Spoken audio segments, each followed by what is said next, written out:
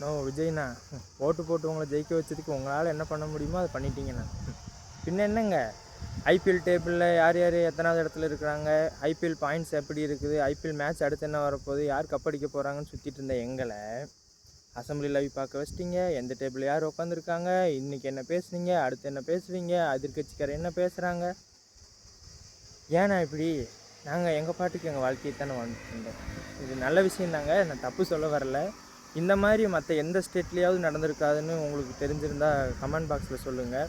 இது எவ்வளோ பெரிய க்ரோத்தாக இருக்குன்னு உங்கள் எல்லாத்துக்குமே தெரியும். யங்ஸ்டர்ஸ் வந்து எலெக்ஷனை பற்றியும் இதுக்கு அடுத்து வர அரசியலை பற்றியும் நல்லா தெரிஞ்சுக்குவாங்க. 2031 எலெக்ஷனில் மிகப்பெரிய மாற்றம் மறுபடியும் கிடைக்கும் நம்மளுக்கு. மாற்றம்னா நம்ம ஆட்சி மாற பற்றி நான் சொல்ல வரல, ஓட் கவுண்ட்ஸ் நம்ம டிவி கேட்க இன்னும் ஜாஸ்தியாக இருந்தால் சொல்ல வரேன். இது யங்ஸ்டர்ஸ் மத்தியில் ரொம்ப பெரிய வரவேற்பை பெற்றிருக்குது இந்த அசம்பிளி லைவ் பார்க்குறது. இதை பற்றி உங்கள் கருத்து என்னென்னு கமெண்ட் செக்ஷனில் சொல்லிட்டு போங்க. அடுத்தடுத்து பொலிட்டிக்கல் இன்ஃபர்மேஷன் தெரிஞ்சுக்கிறதுக்கு நம்ம டிவி கேபிஎல்எஸை கண்டிப்பாக ஃபாலோ பண்ணிக்கோங்க. தேங்க்யூ.